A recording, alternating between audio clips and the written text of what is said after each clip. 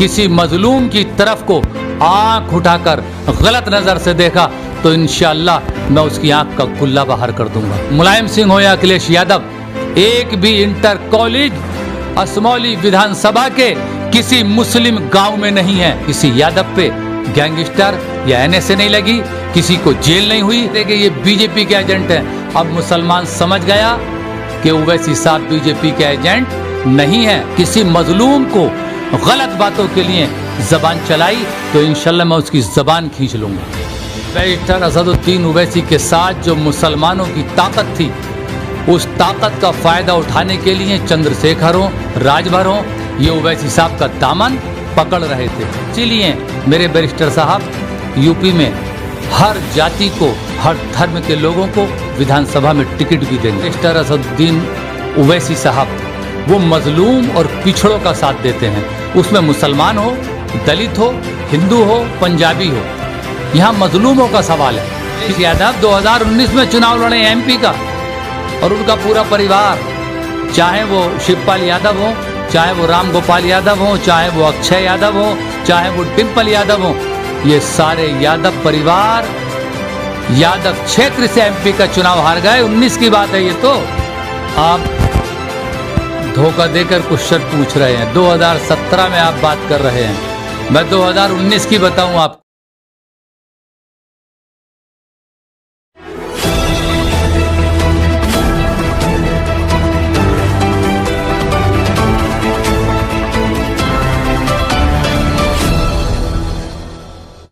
आदाब, नमस्कार। आप देख रहे हैं जनसोच। मैं हूं मोहम्मद शाहरुख। हम उत्तर प्रदेश में हैं और लगातार विधानसभा इलेक्शन कवर कर रहे हैं। 2022 जैसे जैसे नज़दीक आ रहा है, वैसी वैसे राजनीतिक पार्टियां जितनी भी चुनाव लड़ने के लिए तैयारी कर रही हैं, उन्होंने अपनी तैयारी करना शुरू कर दिया है और अपनी कमर कस ली है। कोई कुछ बयान दे रहा है, कोई कुछ बयान दे रहा है। तो कुछ से तो हमारा सीधा इशारा है केशव प्रसाद मौर्य की तरफ। उनकी तरफ हम नहीं जाते हैं। हाल ही में मुरादाबाद के अंदर प्रियंका गांधी की रैली हुई है, बड़ी रैली थी। उसके बाद में AIMM वाले कहते हैं कि मुसलमानों के लिए कोई आवाज़ नहीं उठा रहा, मुस्लिम का नाम नहीं ले रहा कोई भी। लेकिन प्रियंका गांधी ने मुरादाबाद के अंदर आकर के मुस्लिमों का नाम भी लिया और उनके हक की बात भी कही है।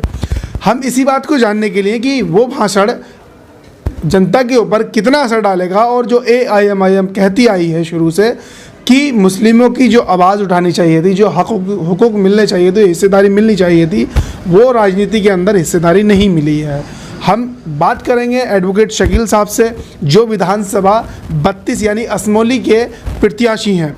उनसे हम बात करेंगे कि प्रियंका गांधी का जो बयान है ये वो वोटरों पर कितना असर डालेगा, और क्या इस बयान के बाद में लोगों का रुझान रहेगा, और आपकी जो तैयारी चल रही है वो किस तरीके की चल रही है। क्या 2022 में क्या रहने वाला है। असदुद्दीन ओवैसी 100 सीटों का लड़ने का वादा कर रहे हैं। क्या 100 सीटें लड़ेंगे या ज़्यादा लड़ेंगे। गठबंधन में किसी तरीके से कुछ हो सकता है, यानी कुछ अप डाउन हो सकता है। आपका बहुत बहुत स्वागत है वकील साहब। शुक्रिया साहब। सबसे पहला मेरा सवाल यही है, आप विधानसभा असमौली से इलेक्शन लड़ रहे हैं, कितनी तैयारी है आप। असमौली विधानसभा से मेरी पूरी तैयारी है। मैंने बूथ स्तर तक का लगभग 80% अपना जो संगठन है वो बूथ स्तर तक तैयार कर दिया है, और चुनाव के लिए इंशाल्लाह पूरी तरह से कमर कस ली है। असमौली विधानसभा में चाहे वो सापा हो या बासपा का तो जिक्र करना बेकार है। असमौली विधानसभा पर सापा हो या कोई और पार्टी, अब इंशाल्लाह जिसका मुकाबला है वो MIM से है असमौली में, किसी और से नहीं। बस AIMM का और बीजेपी का। बीजेपी सपा का भी कुछ नहीं, क्योंकि 10 साल से यहाँ जो पिंकी यादव विधायक हैं, उन्होंने 10 साल से कोई काम विधानसभा में नहीं किया है। अगर किया है तो वो सिर्फ यादव क्षेत्र में किया है, और यादव क्षेत्र में चूँकि अब दूसरे यादव बीजेपी से आ रहे हैं, और ये तो पूरी यूपी का रिकॉर्ड है कि पिछली बार जो गवर्नमेंट बनी वो यादवों ने बनवाई। MP में भी देखा गया कि सारा यादव वोट बीजेपी को ट्रांसफ़र हो गया। खुद अखिलेश यादव जानते हैं, वो जानते थे कि मेरी बिरादरी यादव वो सब बीजेपी में जा चुके हैं, इसलिए बड़ी होशियारी से उन्होंने आजमगढ़ से चुनाव लड़ा, क्योंकि वो जानते थे कि यह मुसलमानों का गढ़ है। वो खुद समझ गए कि यादव हमारे साथ नहीं है। तो अब इंशाअल्लाह MIM की पूरी तैयारी यूपी में है, और ख़ास तौर से असमौली विधानसभा में पूरी तैयारी है। और मैं पूरी तैयारी के साथ बूथ स्तर पर, ज़मीनी सतह पर जाकर मैं चुनाव की तैयारी कर रहा हूँ। आप कह रहे हैं कि यादव बीजेपी में ट्रांसफ़र हो गया था। 2017 में चाचा और भतीजे अलग अलग थे, शायद उस वजह से हो गया हो। अब 2022 से सुनने में आ रहा है और ज़्यादातर खबरें ये आ रही हैं कि चाचा भतीजे एक साथ आ सकते हैं। यादव जो है वो दोबारा समाजवादी पार्टी में आएगा। मुस्लिम ऑलरेडी है, वो आपको पता ही है, क्योंकि आपके सामने खुद लोग कहते होंगे कि ये वोट कटवा पार्टी है या मुस्लिमों की हितैषी नहीं है, सिर्फ ये बीजेपी की बी टीम है। इस तरीके के सवाल आपको आते होंगे। और यादव बैक मार चुका है समाजवादी पार्टी। आप धोखा देकर क्वेश्चन पूछ रहे हैं। 2017 में आप बात कर रहे हैं, मैं 2019 की बताऊं आपको। 2019 में अभी तो बता रहा था, अखिलेश यादव 2019 में चुनाव लड़े एमपी का, और उनका पूरा परिवार, चाहे वो शिवपाल यादव हो, चाहे वो राम गोपाल यादव हो, चाहे वो अक्षय यादव हो, चाहे वो डिम्पल यादव हो, ये सारे यादव परिवार यादव क्षेत्र से एमपी का चुनाव हार गए। 19 की बात है ये तो। और अब मेरे ही विधानसभा में एक यादवों का गढ़ है जिसे कैला देवी कहा जाता है, और वहाँ पंडित, ठाकुर या सैनी, कश्यप, मौर्य, बनिया नहीं रहता, वहाँ टोटल यादव रहता है। और उन्हीं यादवों ने अभी योगी आदित्यनाथ मुख्यमंत्री जी को अभी प्रोग्राम दिया है 20 दिन पहले, सारा यादवों ने प्रोग्राम दिया है। और मेरी विधानसभा का सारा यादव आज भी बीजेपी में जा रहा है। किन यादवों की बात कर रहे हैं आप? तो यादव आप कह रहे हैं कि बीजेपी में को जो योगी आदित्यनाथ की अभी यहाँ केला देवी के अंदर सभा हुई थी उसमें गए, लेकिन आपकी पार्टी में भी तो कुछ लोग और भी हैं, जैसे दलित हुए आपकी पार्टी में आते, तो इसका मतलब कि मायावती कमजोर हुई? देखिए ऐसा है, हमारी पार्टी में दलित हो या ब्राह्मण, चूँकि हमारी पार्टी के राष्ट्रीय अध्यक्ष बैरिस्टर असदुद्दीन ओवैसी साहब वो मजलूम और पिछड़ों का साथ देते हैं। उसमें मुसलमान हो, दलित हो, हिंदू हो, पंजाबी हो, यहाँ मजलूमों का सवाल है, किसी बिरादरी की बात नहीं है। हम सबका साथ देते हैं और इसीलिए मेरे बैरिस्टर साहब यूपी में हर जाति को, हर धर्म के लोगों को विधानसभा में टिकट भी देंगे। ऐसा नहीं कि ये मुसलमानों की पार्टी है। कुछ मुखालिफ हैं, कुछ मीडिया इसको उड़ाती है कि एमआईएम सिर्फ मुसलमानों की पार्टी है। आज हमारी पार्टी में पद न जाने कितने नेता हिंदू हैं, और हम हिंदू लोगों को, मेरा बैरिस्टर बहुत अच्छी तादाद में विधानसभा का प्रत्याशी बनाने वाले हैं। 22 में आपके साथ कोई पार्टी गठबंधन करने के लिए तैयार नहीं है। चाचा के साथ आपकी मुलाकात हुई, चाचा अखिलेश यादव के साथ जाने के लिए तैयार हैं। आपकी ओपी राजभर के साथ बहुत चर्चा हुई, दही भल्ले भी खाए गए, लेकिन वो भी समाजवादी के साथ चले गए।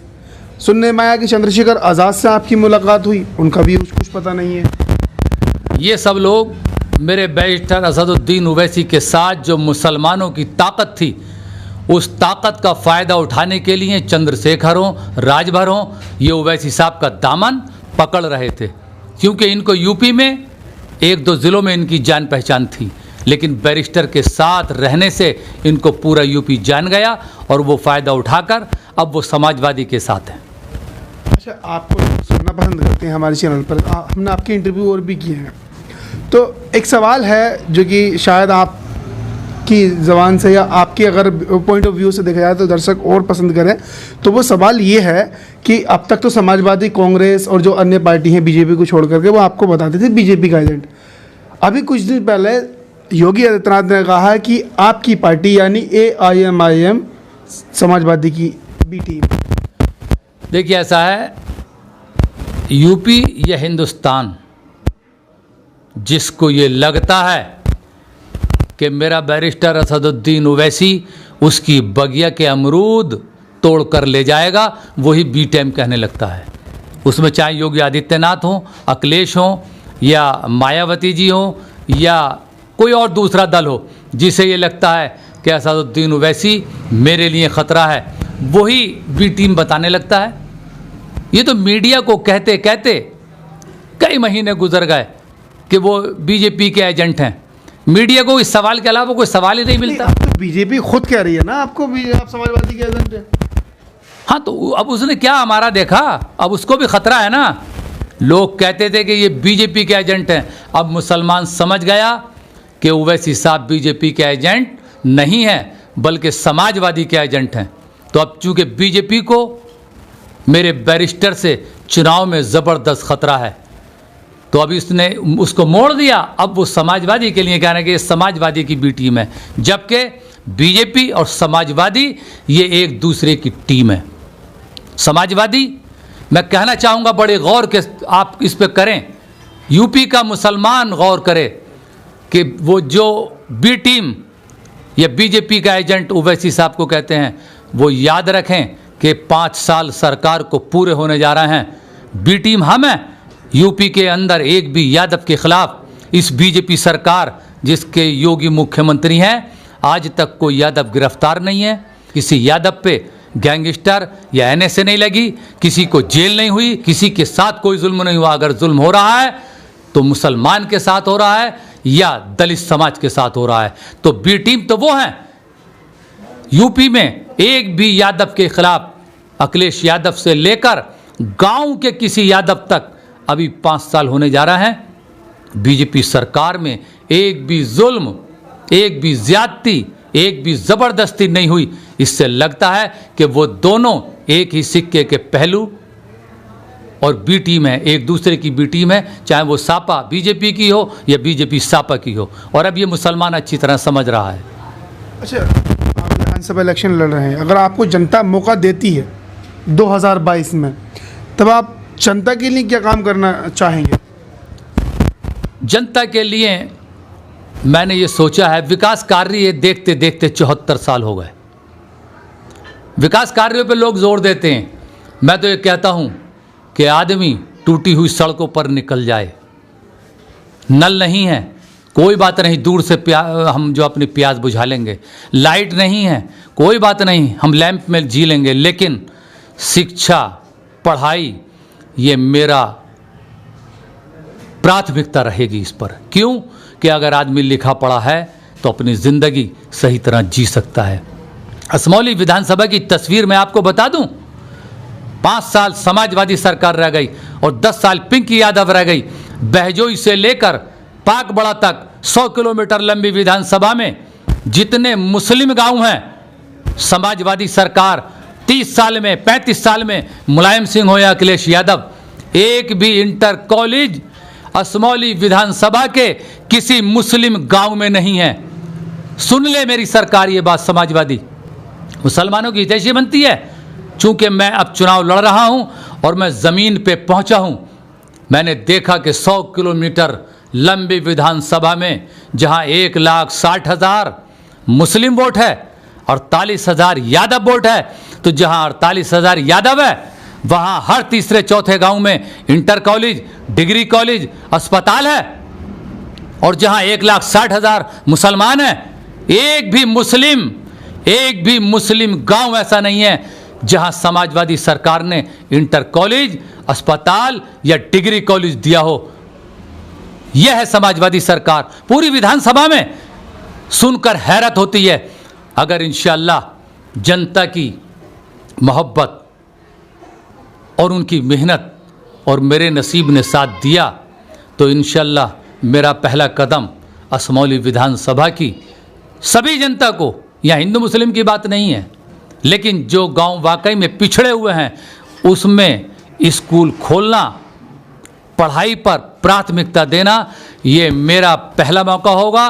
और इसके साथ साथ हाँ, ये ज़रूर कहूँगा कि असमौली में जो गरीब और मजलूम लोग हैं, मेरा दूसरा पहलू ये होगा कि अगर असमौली विधानसभा के अंदर किसी ज़बरदस्त आदमी ने, किसी जालिम ने, किसी अक्कड़ ने, किसी बड़े आदमी ने किसी मजलूम की तरफ को आँख उठाकर गलत नज़र से देखा तो इंशाअल्लाह मैं उसकी आँख का गुल्ला बाहर कर दूंगा। अगर किसी ने नाजायज़ तरीके से सताने के लिए उसने हाथ बढ़ाया तो मैं कंधे से उसका हाथ अलग कर दूंगा। अगर किसी ने किसी मजलूम को सताने के लिए कदम बढ़ाया तो घुटवे से उसका कदम अलग कर दूंगा। अगर किसी ने किसी मजलूम को गलत बातों के लिए ज़बान चलाई तो इंशाअल्लाह मैं उसकी ज़बान खींच लूँगा। मेरी सोच यह है असमौली विधानसभा में इंशाअल्लाह मैं कहना चाहूँगा कि असमौली विधानसभा में अब उनके लिए अल्लाह उसके रसूल ने एक नुमाइंदा उनकी खिदमत के लिए बैरिस्टर असदुद्दीन की पार्टी से उतारा है। मैं इसमें इंशाअल्लाह अल्लाह उसके रसूल ने चाहा तो खिदमत खल्क करने का पूरा मौका, पूरा जो मेरे अंदर एक जज्बात है खिदमत खल्क का, मेरी दुआ है कि अल्लाह उसका रसूल मुझसे ये खिदमत ज़रूर ले। बहुत बहुत शुक्रिया आपका। हमारे साथ थे एडवोकेट शकील साहब जो AIMIM के प्रत्याशी हैं। इन्होंने बताया कि जीतने के बाद मैं सबसे पहले कौन कौन से काम करूंगा और आने वाले वक्त में क्या मैं जनता को देने के लिए जा रहा हूं, क्योंकि 100 किलोमीटर से ज़्यादा लंबी ये विधानसभा है, उसमें कोई भी इंटर कॉलेज इन्होंने कहा है कि मुस्लिम इलाकों में नहीं है, जितने भी हैं और बिरादरी के इलाकों में यानी और कास्ट के इलाकों में इंटर कॉलेज दिए हुए हैं। अब जीतने के बाद में क्या शकील साहब जनता के लिए करवाते हैं वो देखने वाली बात 2022 के बाद होगी। और आप देख रहे थे जनसोच। शुक्रिया।